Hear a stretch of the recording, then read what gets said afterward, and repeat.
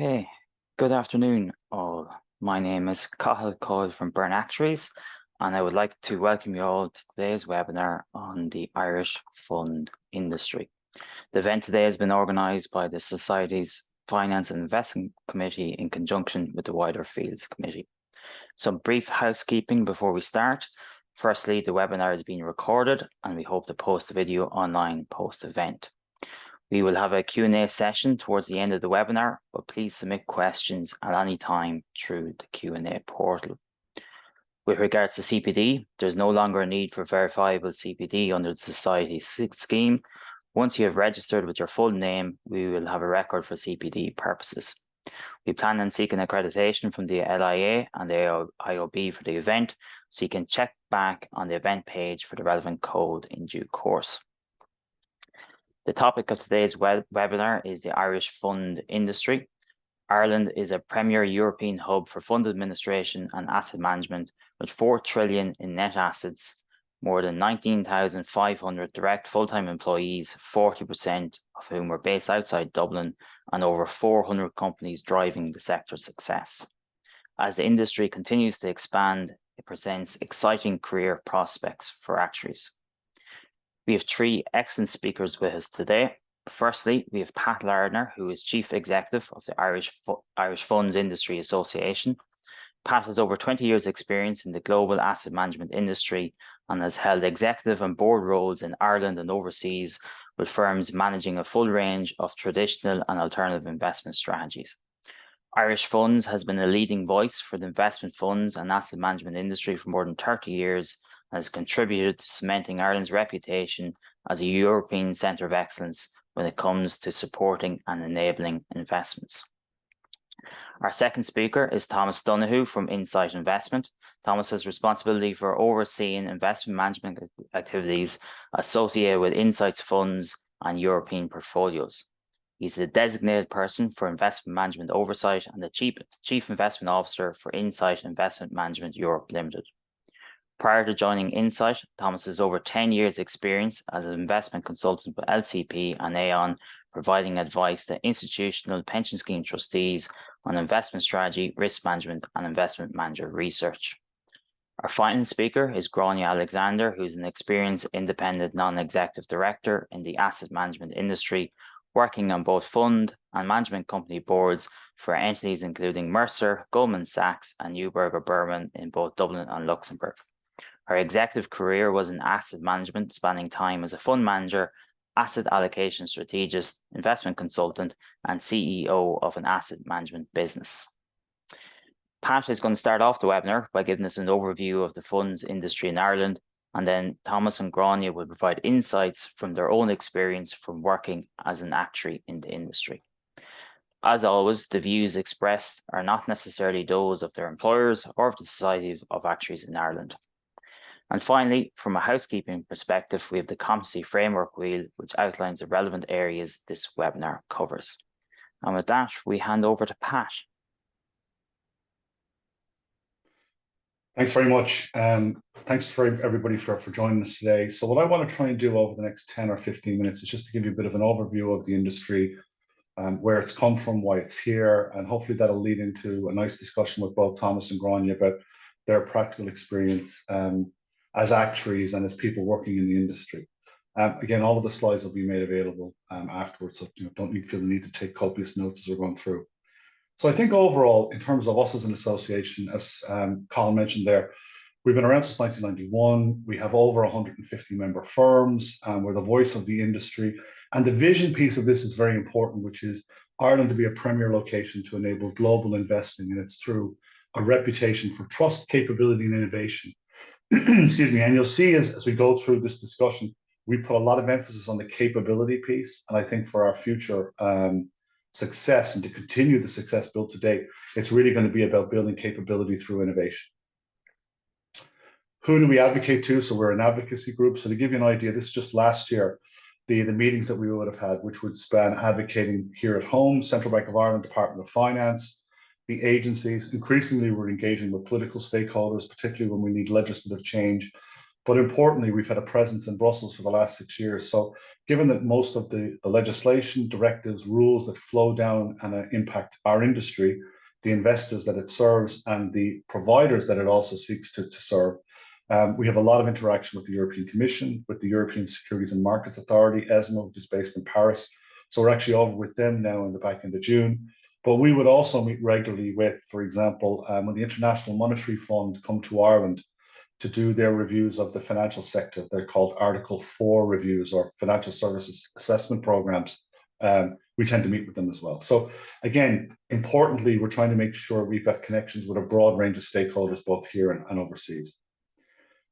Funds and asset management is part of a broader financial services offering. And again, just shout out to the IDA because we do use the materials. The funds and asset management sector is the largest subsector of Ireland's international financial services offering. And you can see on the right-hand side there, some of the areas that we're active in, many of which you'll already be familiar with. But of approximately 50,000 people through IDA companies, you've got the most significant portion of those are coming through funds and asset management. And again, it's backed now by an Article Finance strategy, which would have been and flown out of what was originally the clearinghouse group. And that kind of brings us back also to the evolution and why the sector and why the industry actually developed here, which I'll come on to in a couple of minutes.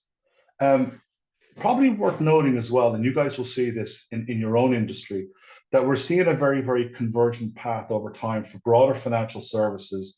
Some of the companies, and I think IDA had a stat that 20% of the multinationals operating in Ireland have been here for over 30 years. So therefore, you've actually got a significant longevity of financial services activity. Some of the firms here are firms that you'll be working in, but also you'll see the adjacency that we're seeing with obviously technology firms. And this co-location of two knowledge-based industries is really important for the future development.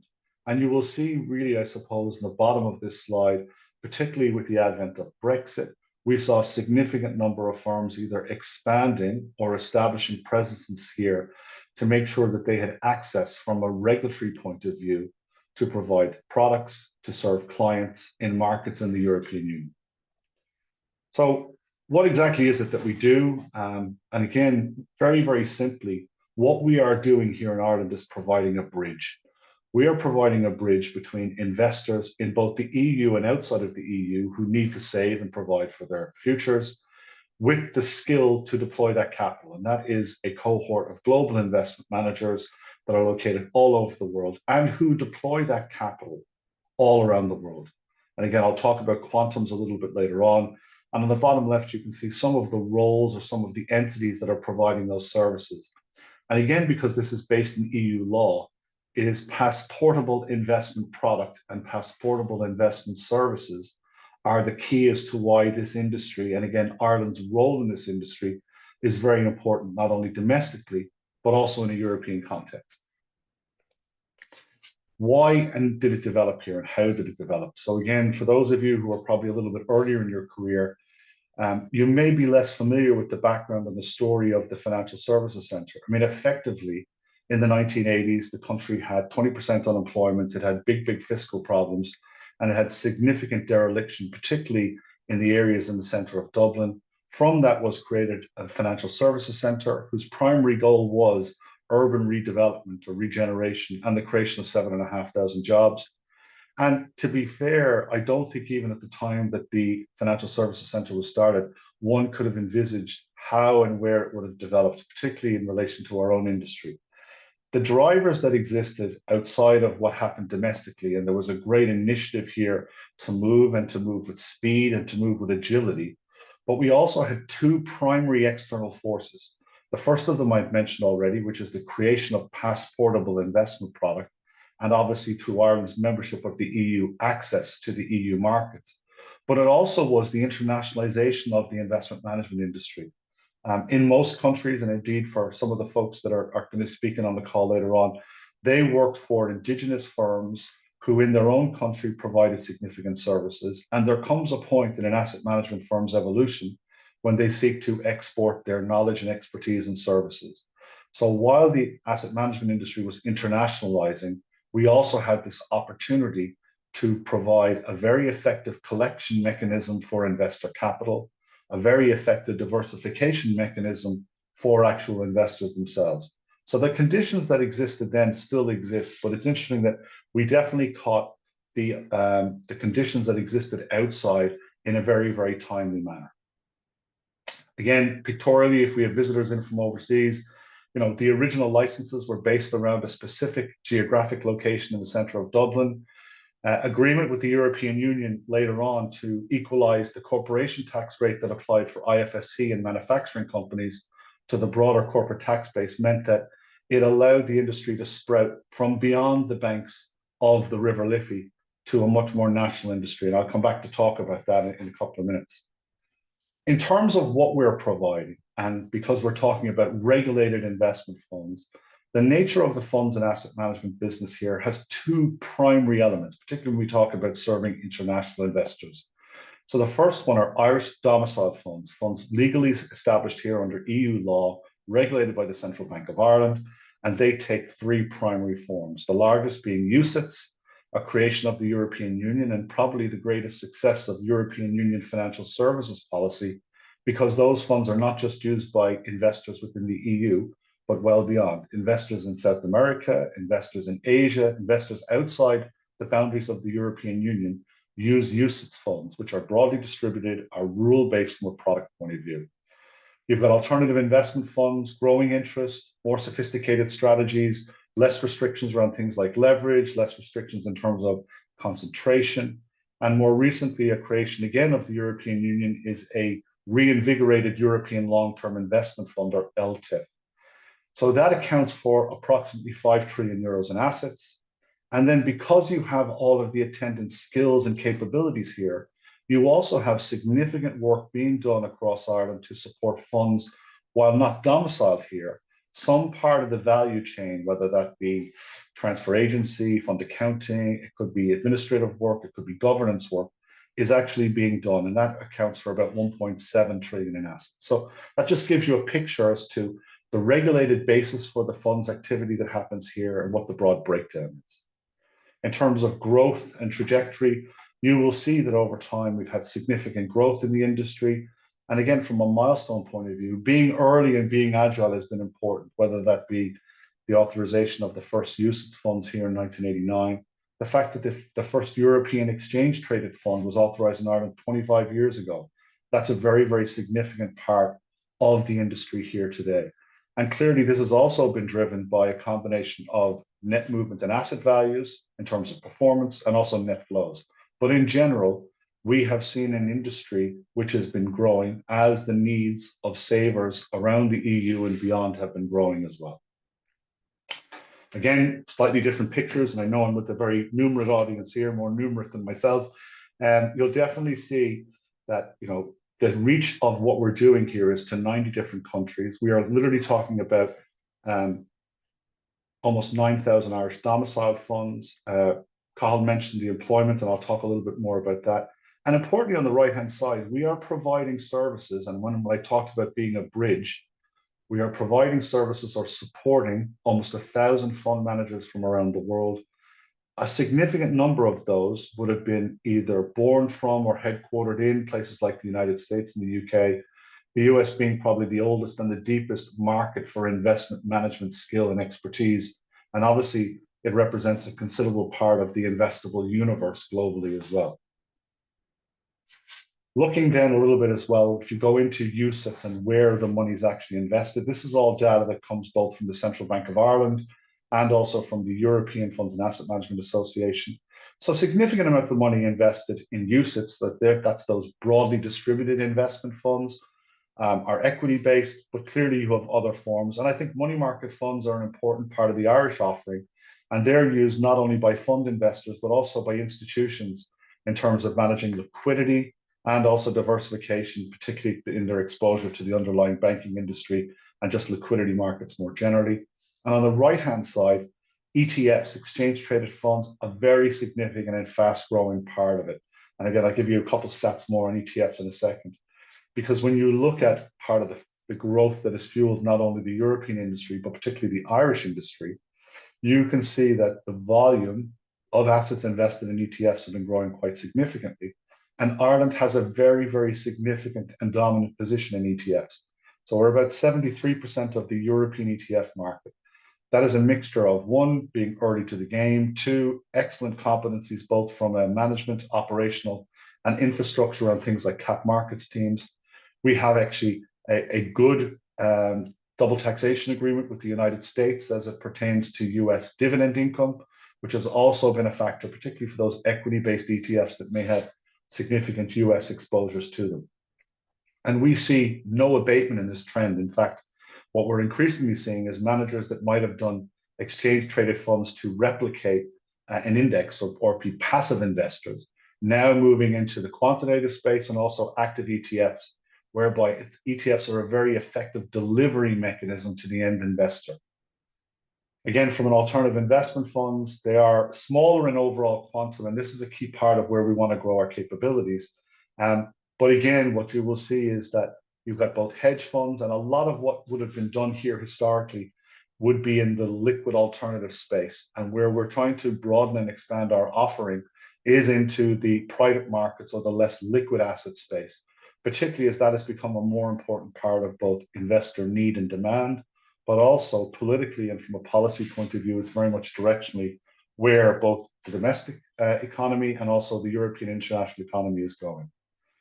From a taxation point of view, question always gets asked. Very, very simple to explain. Our framework around taxation for funds is legislatively based. It's not based on rulings.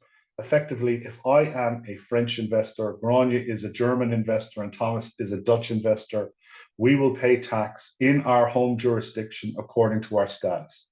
It allows the assets within the funds to accumulate without the deduction of tax, but it ensures the taxing rights are maintained.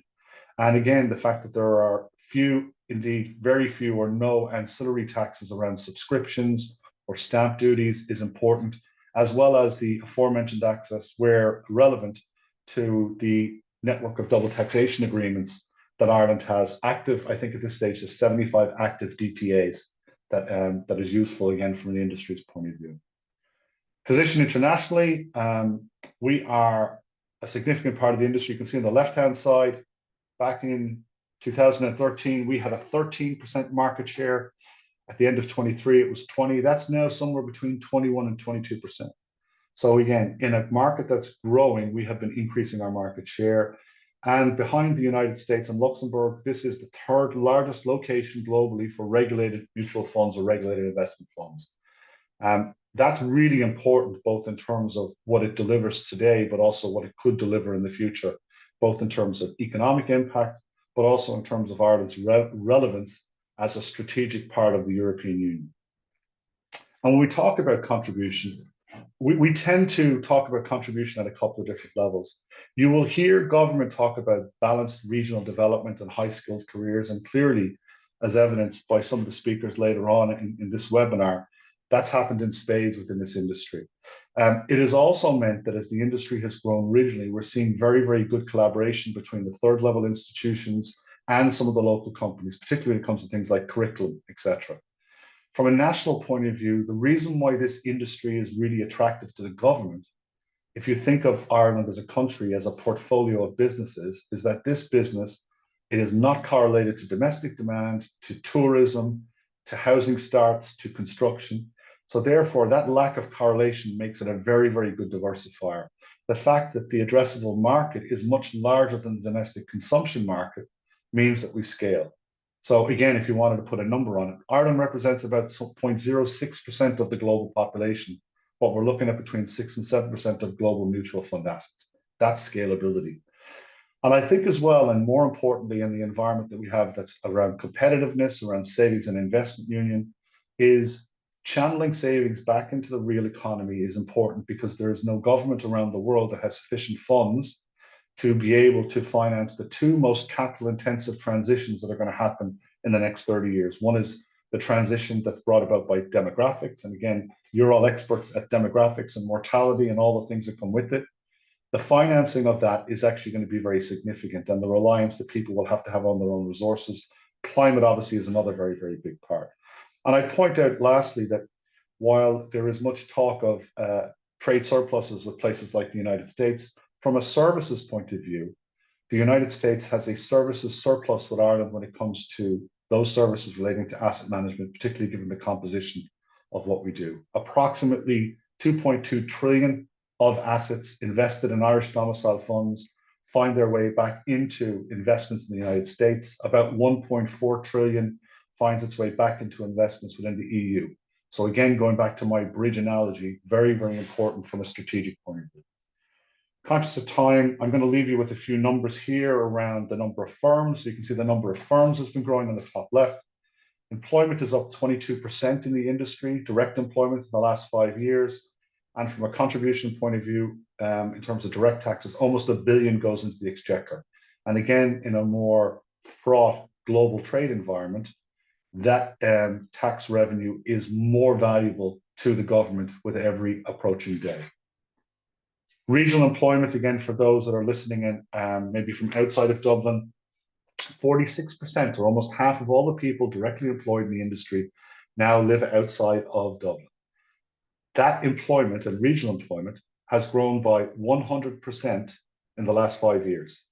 And you can see that there now are significant clusters of funds and asset management activity around the country, which we think is very, very good in terms of sustainability, scalability, cost competitiveness, and the aforementioned points around balanced regional development as well. Again, I've just left you with some of those numbers there, which you can refer back to later on. And from a strategy point of view and going forward, our organization is very focused on that capability piece. So for our strategy for the next few years, and particularly as it pertains to capability, innovation, and competitiveness, we have 3 primary objectives. One, as I said earlier on, to make sure that our offering around private assets, I mean private equity, private debt, infrastructure, renewable projects, real estate, is more competitive and probably better fit for purpose than it currently is. And we're doing a lot of work on that at the moment. That our market leading position in ETFs, that we retain it and that we remain thought leaders. And to be fair, the Central Bank of Ireland recently updated some guidance on portfolio transparency rules for active ETFs, which has been helpful. And then looking to the future to make sure that the delivery mechanisms of funds and of the processes that underlie them will be digitalized and will be tokenized. And so we're doing work with the Central Bank of Ireland on what that looks like and what is the difference between the transition from a traditional fund to one that is either partially or wholly tokenized or digitalized. So I'll leave you also for afterwards with just sustainable finance to give you an idea that while it may have decreased in terms of its relative prominence in debates globally, it still is a significant part of what we have been working on over the last number of years. We're just giving you some stats. And again, a lot of the resources that we provide on this, you can find them on our website just for your own information. I know many are suitably and appropriately interested in what we do around sustainable finance. We also, from a community point of view, have been much more active in the last 3 years in particular in starting to provide financial literacy programs for TY students across the country. This year, we will have done 23 schools, about 850 students. And again, we believe that as part of our role, that the discourse and the conversation about investing in this country needs to evolve very significantly, particularly because the risk for managing long-term financial needs actually sits with individuals, and increasingly will do so. So in summary, we've grown because we have a good environment, we've got super skills, we have been agile, we have to maintain that agility and make sure we're competitive. Once we can provide the structures that enable people to invest how and where they want, and we can support the providers of investment solutions, investment managers, with the solutions in the way they need, then we're relevant. We maintain that relevance, we deliver good outcomes for investors, good commercial outcomes for member firms, and importantly for Ireland, a good commercial and economic impact. So with that, I'll conclude. As you can tell, there's quite a bit going on. And maybe with that, what I'll do is I might hand over then to Thomas to talk a little about the practicalities of what he does and today. Great. Thanks, Pat. So I'll just introduce some brief background to my experience and my role within the fund management industry at the moment, and I'll frame that with that into some comments with regards to fund management companies that have built out their operations and bases here in the last couple of years. So just in terms of my background, I would have worked in institutional investment consulting to pension schemes in Ireland and in the UK as well.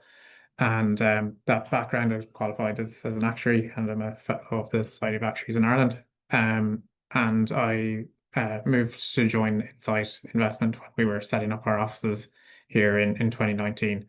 We were setting up our management company offices, and that really comes from a requirement from, as Pat would have alluded to, for accessing European bases and markets for funds that are domiciled in Ireland. And the regulation of requirements for that would have changed in 2017 from the requirements for UCITS and AIFs funds to have regulated activity with substance associated with the requirements for fund management companies to undertake their work, whether that be delegated to another entity, which typically would have been the historic trend for investment managers based typically in London or in other investment centres.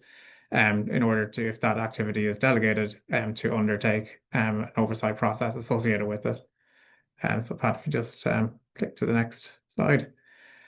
So what that really means is that for the requirement for fund management companies is that for governance and management of the activity that takes place where there is delegation to investment managers, that the requirements for the functions associated sit with the board of the company, and the activity associated with that must be undertaken by the company. So there's typically two models, either for a third party management company that would provide the activity associated with fund management to a number of investment managers, or for a proprietary management company where the investment manager sets up their own entity and undertakes the management company responsibilities associated with it.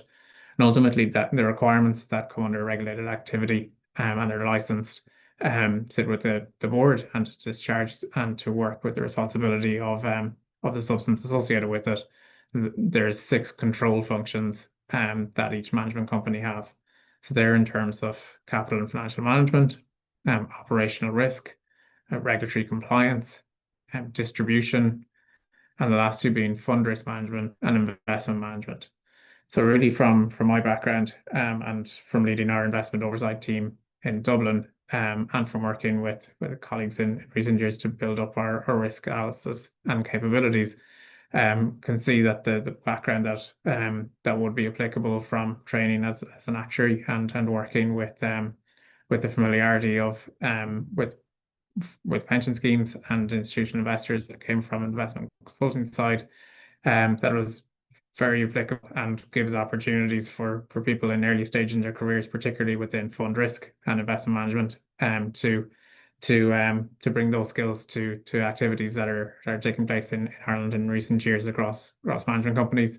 And what I would say is within proprietary management companies, because of the establishment in recent years of working within group of companies, that typically as the activity is being built out, or either risk profiling of holdings and fund exposures, and the skill set that comes with the ability to be quantitative in terms of looking at holdings of portfolios, undertaking stress testing and liquidity analysis, or the background that would come from knowing and building a knowledge of investment characteristics associated with the management of portfolios. So being able to work with investment management teams to look at how portfolios and processes have been evolved, and how trading and risk management and outcomes for investors are being implemented. That really, as those functions are being undertaken for one purpose, for management company under regulated activity, ultimately that becomes a resource that can be used by the group of companies as a whole. So it's working with risk teams, working with investment teams, to be able to evolve what is undertaken within processes, and also within evolving within a company what the activity and how funds are managed and how portfolios are managed. That's I'll just pause on that. So I suppose we'll probably come back to it within questions and answers, but I'll pass to Grania. Okay. Yeah, thanks, Thomas. So I'm Grania Alexander, and I work within the fund ecosystem as an INED, so that's an independent non-executive director.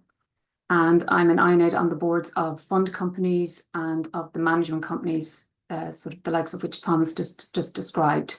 So what the committee asked me to do was to give you I suppose, a background as to how I got into this position. And I'll talk a little bit about the role I fulfill, and I suppose also touch on what I believe are the qualities of an actuarial training or qualification that have helped me along the road. So if I go back to the beginning, it's a long time ago. I came into the actuarial profession back in the 80s. I joined New Ireland out of school, and maybe about 4 or 5 years into that, I was posted to the investment management arm of New Ireland, and really never moved back to general actuarial.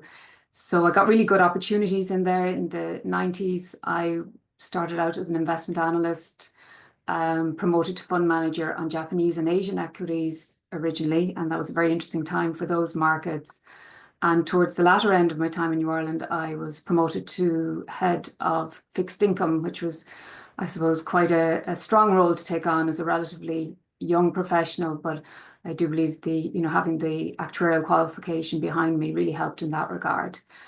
I moved on from there to Friends First Asset Management, which was quite a young and up-and-coming business at the time. I was working on the European equity desk, also looked after international equity oversight, which was managed by Friends Provident at that stage. And I was also responsible for asset allocation for multi-asset funds. So a good breadth of experience. Also, I suppose importantly, during that period, a lot of client relationship work. And I think, again, as one moves on through your career, that communication skill is really important. So whether that's new business pitches or ongoing relationship management with the clients. In 2002, I stepped across to the other side and I joined investment consultancy with Mercer. I was a senior consultant there. And that afforded great opportunity because they're a very high caliber of client. I got exposure to meeting those clients and advising them on asset strategy, asset liability modeling, manager selection, etc. And towards the end of that, actually, was sort of the start of when Mercer themselves were beginning to look at setting up their own investment management business. And I'll come back to that. But I moved on from there to a CEO role of F&C Asset Management, which was an asset management business here that had asset management within, and also administration and client relationship functions too. So I did that for about 7 years. But just, I suppose, a year prior to when that finished, I began to have a think about what my next step might be within the industry. And sort of a young family at the time, trying to manage commuting, no such thing as hybrid working at that stage. And I thought I might have a look at the INED role, which probably didn't know an awful lot about. I had worked as a director, all right, but I embarked on a diploma in company direction with the Institute of Directors and completed that course. So I think that was a good step in my education and getting on the ladder. Took a little break then, but was very fortunate to secure some INED positions in 2015, so 10 years ago. So I started, my first one was with RBC Investment Trust and Services. So not frontline asset management work, but they would look after fund administration, so the calculation of net asset values, transfer agency, which is to do with the subscription and redemptions of shares.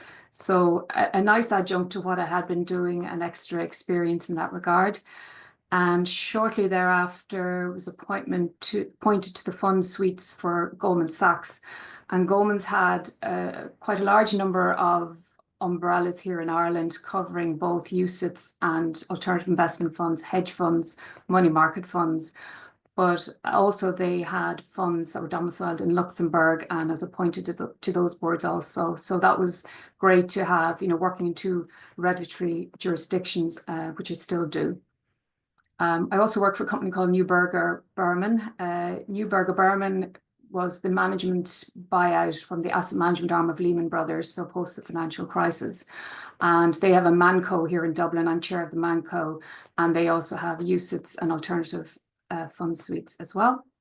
And I suppose finally, piece and jigsaw coming full circle, in 2019, I was appointed to the board of Mercer's invest in funds. So some of the funds that might have been around back since 2006 when I left originally, but obviously expanded very significantly since. And I also sit on the Manco for Mercer too. So having, I suppose, embarked on something that might be a part-time role, it's probably thankfully quite full-time at this stage. It's quite a busy job balancing, I suppose, 3 main clients with broad suites of funds. But it's a really interesting and fulfilling role because there's complementary aspects working on different boards. Obviously, we're subject to similar regulations, etc. But every firm or every fund board can at a different stage of development, different types of products coming through, different people coming in and out of boards and of the companies themselves. So it's a fascinating place to work. Probably one of the big changes over the 10 years since I've been involved too is just how much more regulatory driven we are. There's a very firm regulatory framework in place for the funds industry, as Pat would have alluded to too. And obviously the work that Thomas does is related to managing the stakeholder. The big stakeholder is the regulator.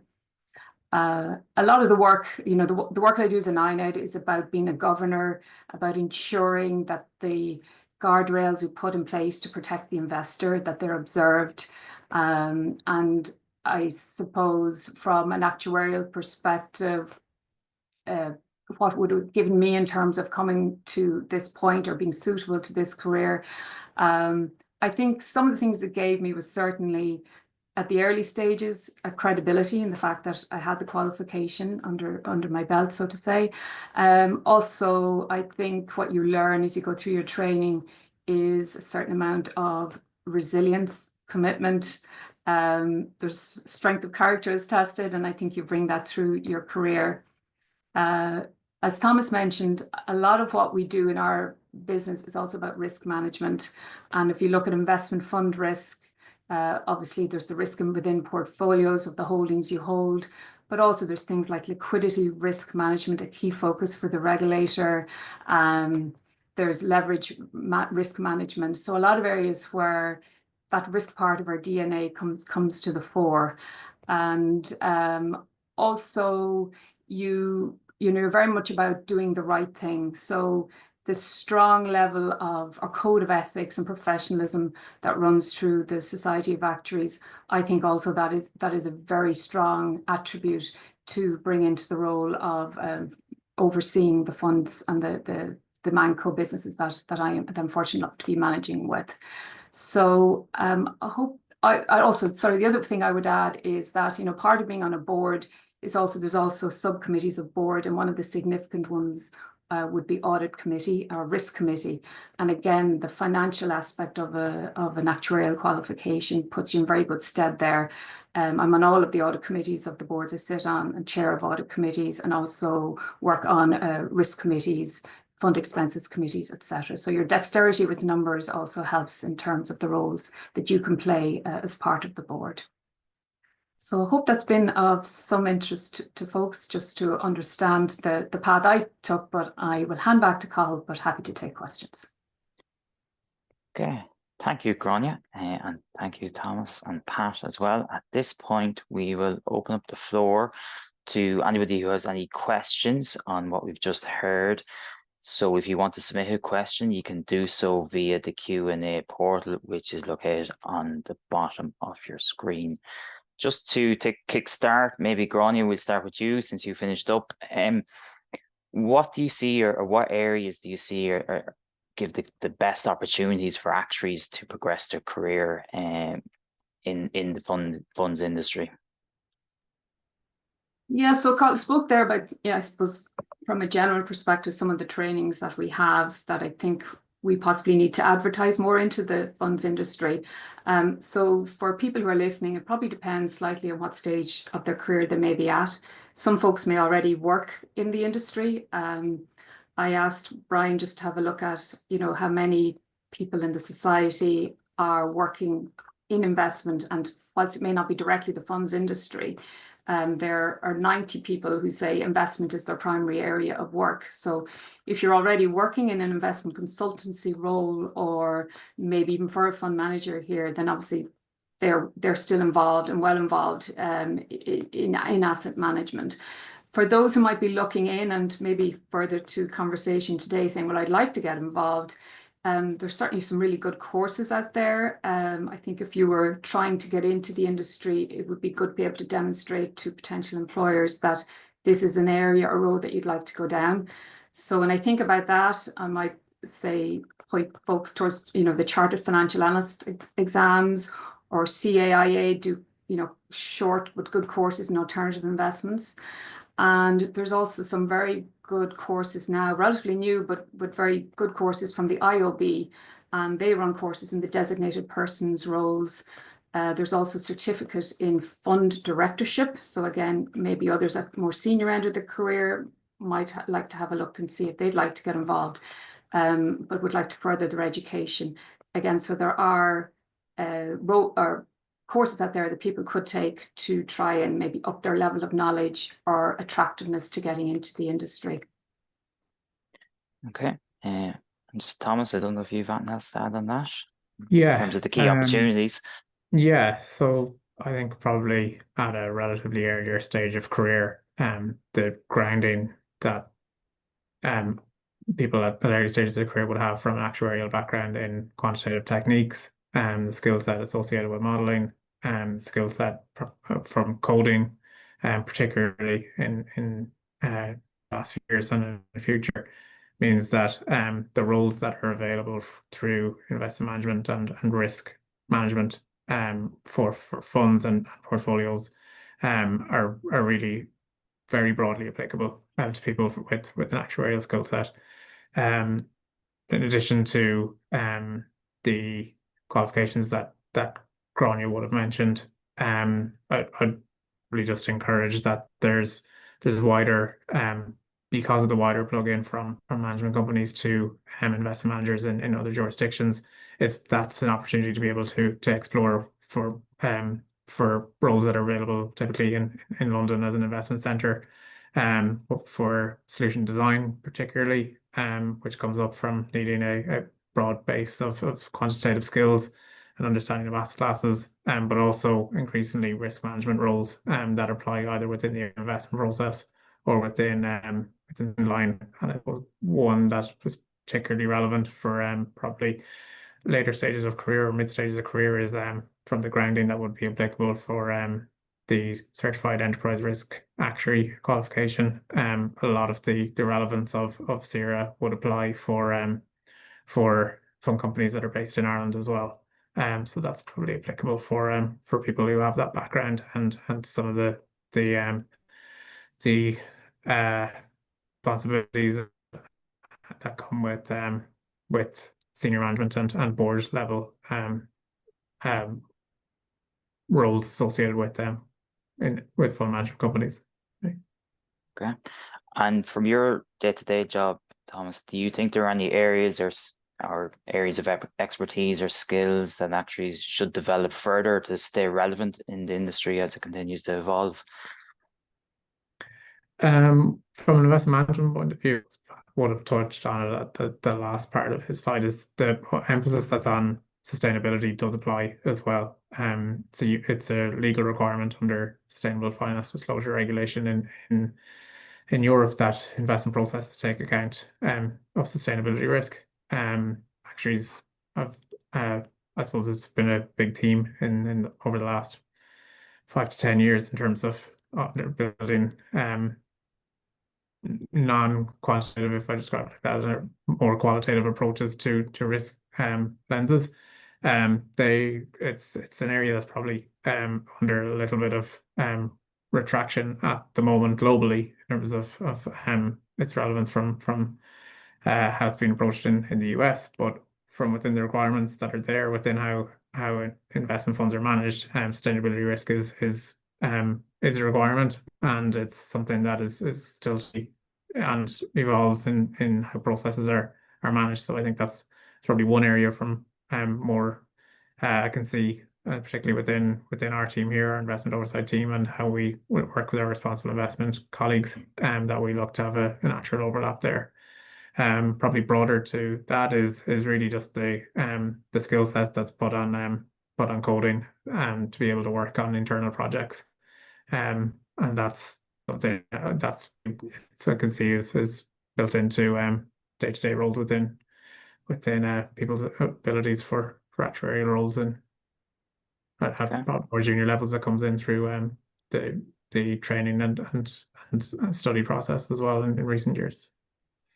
Carl, I just jump in and add two things. I think one, the ability for people to have really significant project management skills, I think is really important because again, and Grania and Thomas will have seen this, whether it's around product governance, whether it's around launch, it's around the ability to be able to get different parts of an organization and different organizations to work together towards actually getting a solution out to an investor in a timely fashion. I think I'd also add that with an increasing emphasis on private assets, I think valuation, both capabilities and techniques around the valuation of assets that are inherently illiquid is going to be much more important. And I think to Grania's point, one of the things that has marked this industry out as being very, very good in absolute and in relative terms is the ability of the people working in it to be able to provide a high, responsive, accurate level of service to a global client base. And I think, while that might sound very kind of rudimentary, that is key DNA to what happens here, and that has actually been part of our success. Okay, thank you, Pat. There's another question in. I think you've probably partly covered it. But looking at the demand side of things, does the fund industry need actuaries? Pat mentioned capabilities and innovation. Do actuaries help to meet a need there? Similarly, do actuaries come with USP versus others applying for available roles?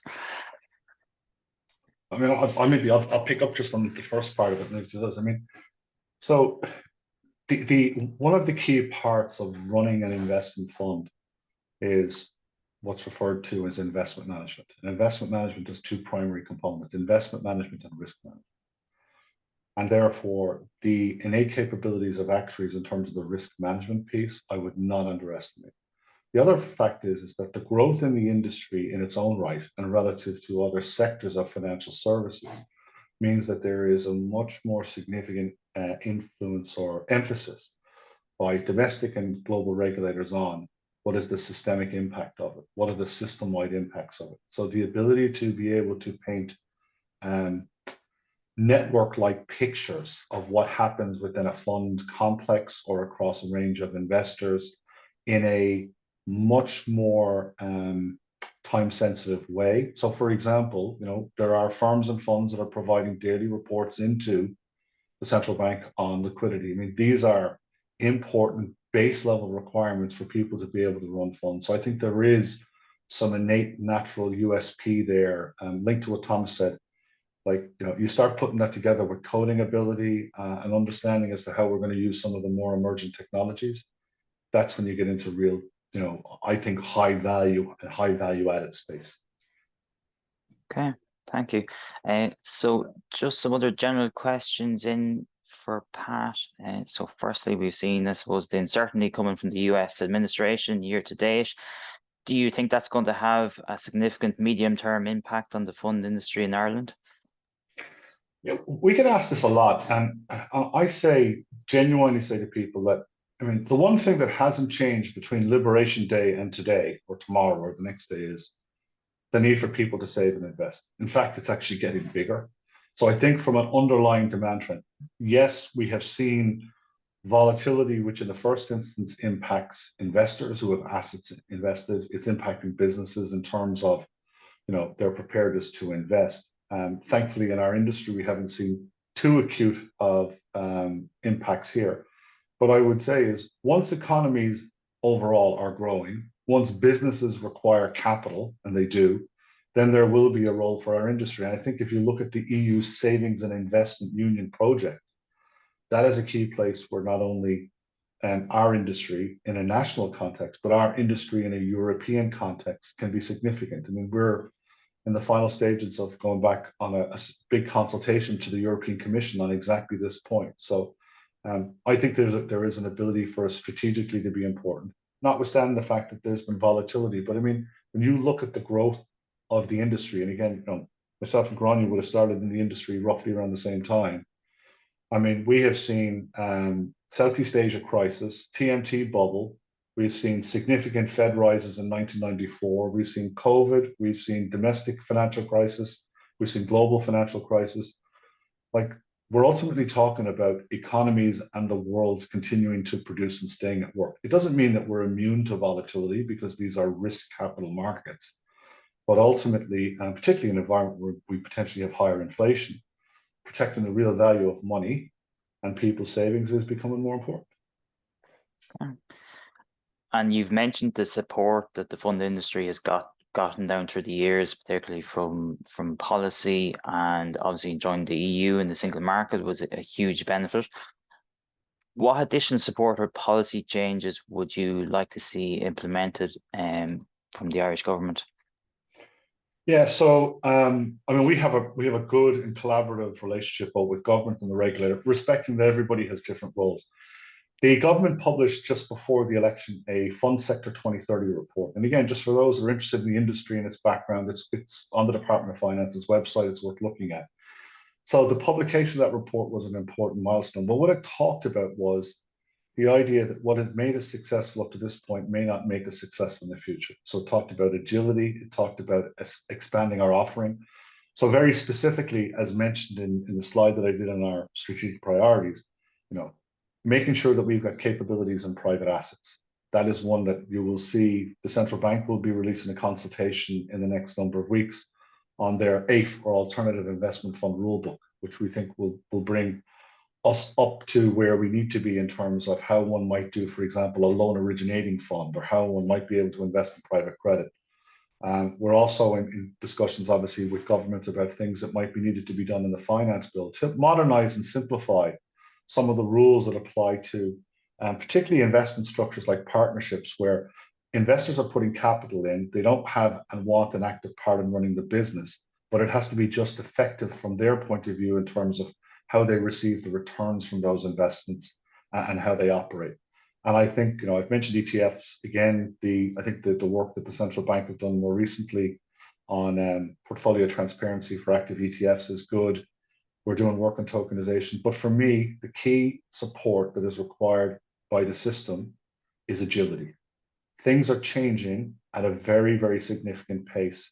And the level of competition that exists between ourselves and counterparts, both in the EU and outside the EU, is only heightening because of the very attributes of our industry, which are, these are well-paying jobs. They are attractive jobs to have in a knowledge-based economy. And it's secularly in an area where we should see growth over time. Okay. And another area you touched on, Pat, was, I suppose, the demographics and the need for people to save longer for their retirement. And I suppose we also are conscious in Ireland that we've over 150 billion on cash sitting on deposit. What do you think needs to be done for some of that capital to be unlocked? Well, I mean, I think number one, what we're seeing is that, with auto enrollment coming in, I think that's good in terms of my coverage. I spent 7 years of my career living and working in Australia. So I would have been someone who was subject to compulsory superannuation in Australia. I think that ensuring that everyone has access and is encouraged to invest is important. I think that the relative incentives or disincentives that exist for people to put money on deposit, and the disincentive is dirt relative to the disincentives for investment funds, which is a higher level of taxation through the 8-year rule and the IoT tax, which I think is at 41%. So getting some of those things right are important. But I think more importantly, on a longer term basis, is how do we change the understanding that people have about what it means to invest, about being in control of their own future. And that's one of the reasons why we got involved in TY program, why the government's national strategy for financial literacy is really important. And, to make sure that it is both legitimate, that it is encouraged, that people can talk a bit about investing as a natural part of how they look after their own affairs in terms of their own resilience. Yeah. And one for you, Grania. So you mentioned at the start of how you kind of, to some degree, fell into the industry. Do you think the society needs to develop more defined paths for actuaries to develop their career in the industry? Thanks, Carl. Well, I suppose my understanding, I've joined the Finance and Investment Committee this year, so maybe we could have a look at that, because I'm not sure what pathways are defined for actuaries trying to get into the industry. But I think it would be no harm indeed to have a look at it and just to encourage people. I think the question came in, does the industry need actuaries? But it's not that we have any sort of special right to be in the industry, but it is something that we can add value to, and that there are people who would like to get in. Then I think we should help and assist them in that journey, whether that's through advice or through contacts or networking. I think that is something that the society can look at, yes. Okay, very good. So we're just coming up to the hour mark, so I think we'll call it there, unless there's any more questions, which I think we've all covered off. So with that, I'd like to thank our speakers, Pat, Thomas and Grania, for a very informative webinar. And as always, the CPD codes for the LIA and the IUB should be available on the event page in a number of weeks. So with that, I'd like to thank you all. Well.